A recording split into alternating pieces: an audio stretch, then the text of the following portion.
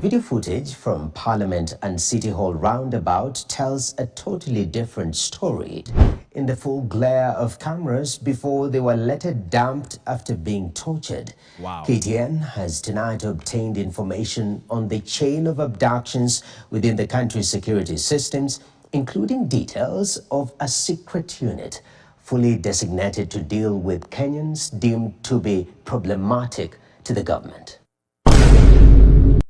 If I had not mentioned Kenya, or if we didn't have that KTN logo, you would pretty much think he's reading about what's going on in Uganda. No, this is Kenya. This was the outgoing Minister of Internal Affairs, Kahindo Tafire. He wrote to Ephraim Kamuntu, who now occupies that office. He told him, I'm going to have to show you here. Read yourself. He told him, read here. Honorable Professor Kamuntu, I forgot to tell you, please don't tolerate any form of extrajudicial killings, especially by some few rogue officers in the Crime Intelligence Directorate. Oh my God. You're watching Mordecai Marissa Live Political Commentary. Please consider subscribing to help grow Uganda's Voices of Struggle ecosystem. Thank you. I cannot appreciate you enough for using your valuable time to always go on social media, break down things for people.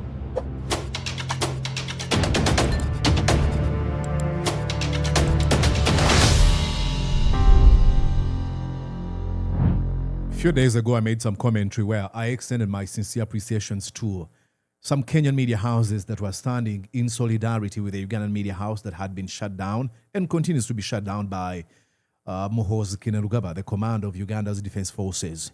In that commentary, I said I immensely appreciated them because I recognized that if they looked at what's going on in Uganda and be like, that doesn't concern us, that's where the danger is. You rest assured that the lawlessness and impunity you see in Uganda won't stop there. If Museveni commits all these crimes and atrocities while the Ugandan people don't say a word, other leaders, quote unquote, leaders in those countries are able to not be like, oh, so you think you mean I can do this and people are not going to question me? So let me go on and kill, abduct, and torture. And I said the Museveni politics had spread across the East African continent. I was able to show you what's going on in Tanzania with Samia Suluhu and what she did and how she did it to keep that firm grip on power. The influence of Museveni in Rwanda, because you realize that it was after Museveni ascended to power, being helped by Kagame, president of Rwanda now, that he went and became president in Rwanda. He was born in Uganda, mind you. Then Museveni has influence in the Democratic Republic of Congo. Museveni has influence in Sudan. And you've had conversations of a man in the Constitution of Kenya so that William Ruto can run for more than how many terms? Where have you had that? So it is Museveni influencing in a very bad way the East African politics. And I said, we need to do it. We need to unite as the East African people to bring an end, bring a demise to the lawlessness and impunity, these dictatorships in East Africa. I invoked the 1970s when the Tanzanian people helped us defeat the dictatorship of Idi Amin Dada. I know there's so many people now going to be like, Mordecai, Idi Amin Dada was a good man. No, he wasn't. He was a criminal thug. He was a dictator. Just like you see Museveni, we can look at them for what they are. You know, current bad times can make you sort of feel nostalgic about the past. You look at the past through the lenses of rose-colored glasses. No, those were bad times. You don't want, that we can look to the future. Okay? So now, ladies and gentlemen, let me announce you. Let me show you actually how Museveni politics of abducting people, the same script of how it is done in Uganda, it is being done in Kenya. Unbelievable.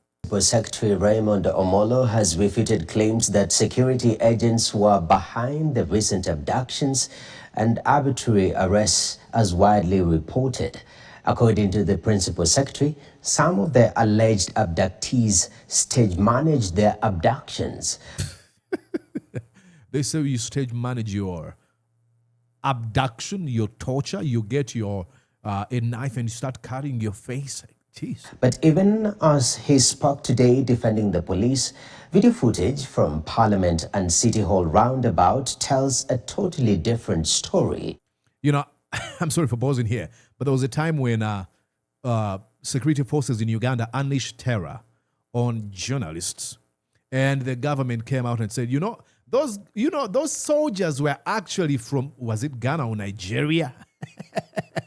It shows the activists being arrested in the full glare of cameras before they were later dumped after being tortured. Wow. KTN has tonight obtained information on the chain of abductions within the country's security systems, including details of a secret unit fully designated to deal with Kenyans deemed to be problematic to the government.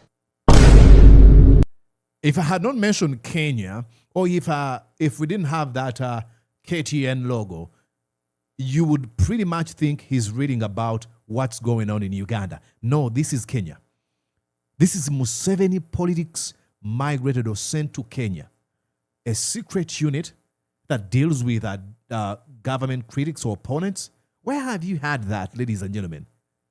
Uganda. Let me show you here. This was the outgoing Minister of Internal Affairs, Minister of Internal Affairs, Kahindo Tafire. He wrote to Ephraim Kamuntu, who now occupies that office. He told him, I'm going to have to show you here. Read yourself. He told him, read here. Honorable Professor Kamuntu, I forgot to tell you, please don't tolerate any form of extrajudicial killings, especially by some few rogue officers in the Crime Intelligence Directorate. Oh my God. Extrajudicial killings. They know who are doing this. So that's what you see in Kenya. That there's a specific group that commits these atrocities, just like we have one in Uganda. And then you have Special Force Command, of course, that is usually given orders by Muhoozi Kainerugaba to go and raid homes and abduct people violently. But let's go back to the story of NTV. It is unbelievable how we got to this point.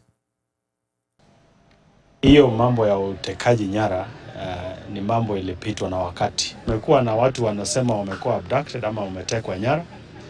Mwishowe unapata ni watu walikuwa wanataka kupatia ama kutupa lawama kama serikali, na kwa hakika ni watu walikuwa wamejificha. However, according to this clip captured last week on Thursday, June 25th, during the memorial protests, it makes it clear that Omolo's sentiments are far from the truth. This video footage from the National Assembly roundabout shows masked men believed to be police officers, supported by uniformed officers acting on instructions, descending on a group of peaceful human rights defenders, forcefully arresting them and bundling them into a waiting police lorry. What? Masked men, where have you seen those? Where have you seen those? Let's go here. I'll remind you of, was it Kawempe by-election? By-election violence. Let me show you here. They might have pictures. Okay. Why did I make a mistake here? I think I did. Okay. Watch. Masked men and women. Kawempe North. I need to be specific, I think. Was it? Yeah. Must have been Kawempe North. Masked men. Look at them. Look at these masked men again. See, that's what they were doing. So this is Museveni politics.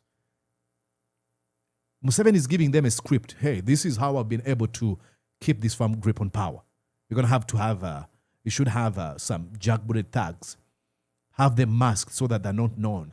And then give them orders to terrorize innocent citizens. Watu wenye walishikwa ama walikamatwa na polisi walipelekwa mahakamani.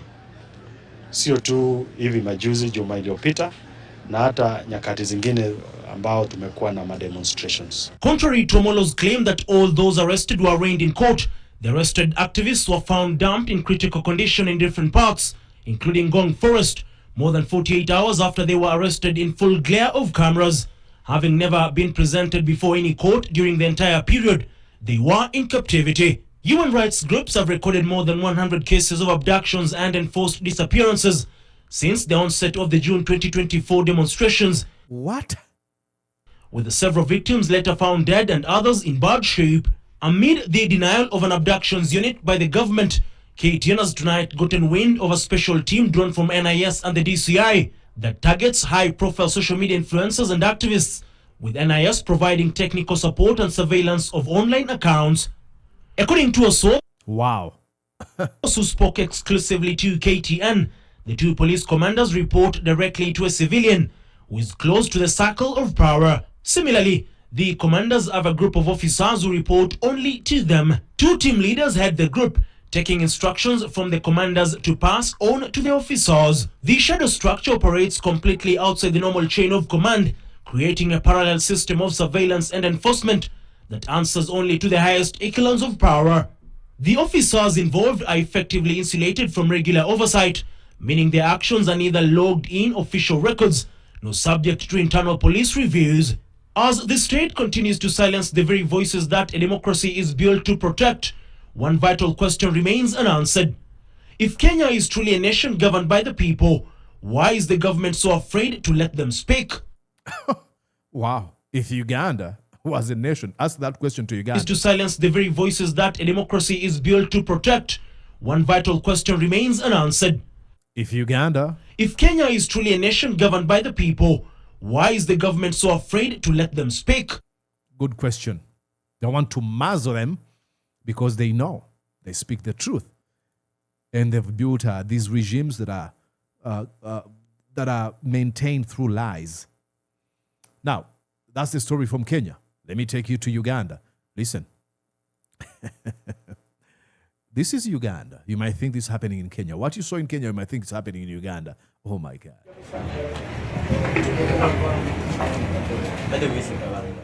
Eric Mwesigwa says he was abducted by unknown men on the evening of 31st January this year. On that fateful night, Mwesigwa, a boda operator, says he turned up at his stage of operation in Kazo in Kampala at about 7 p.m. A male customer who was wearing a face mask and had a cap then approached him and asked to be taken to Kansanga, a Kampala suburb. Then I take the guy. We reached to Kansanga UK Mall. Then when I reached there, the guy told me, "You're going to take me back to town. Just wait me here." I waited. The guy then came. The guy came back. Then I took the guy at the town. I told the guy, because for me, I want to go. I'm in time. Try to be faster. I waited there. Like certain minutes, the guy wasn't coming back. But the customer kept on delaying at various drop-off points until 10 p.m. when he asked Mwesigwa to take him to his final destination. I was starting climbing there is a small hill like this. I was just like driving the bike. I saw a vehicle coming in front of me, putting full light like this. Then I stopped my bike. I was stuck at that time. I saw two guys.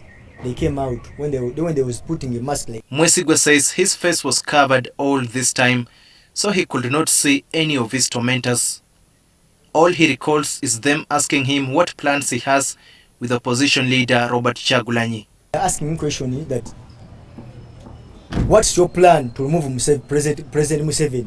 For me, I was telling them, for me, I don't know. For me, I'm just a supporter for NUP. I don't know everything. Eric Mwesigwa would later be dumped at unknown location. After nearly 10 days of torture.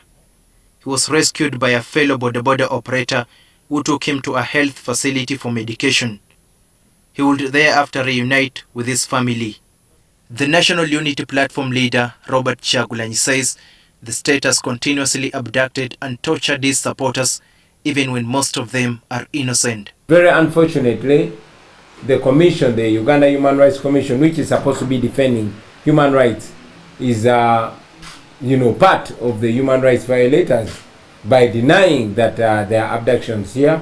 The director in charge of monitoring and inspections at Uganda Human Rights Commission, Ruth Sekindi, says they plan to investigate Eric Mwesigwa's torture claims and take action. We have reached out to the They won't take no action, zero. National Unity Platform to get in touch with this gentleman, and we're in touch with them, and they have told us that they will avail him tomorrow early in the morning.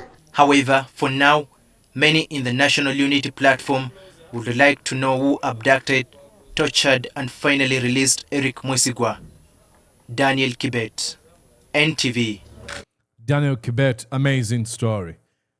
See, ladies and gentlemen, we have the same problem in all these countries, and we've got to work together. Now, I'm not a leader. I don't know how this is going to be done, but I know for sure I'm throwing out the idea out there. Someone might pick up on this idea. We need to work together, use the same voice if we're going to save ourselves from this tyranny. I don't understand what our leaders think when they travel to countries where they've invested millions and millions of dollars. What comes to their mind? I'm referring to Europe and North America.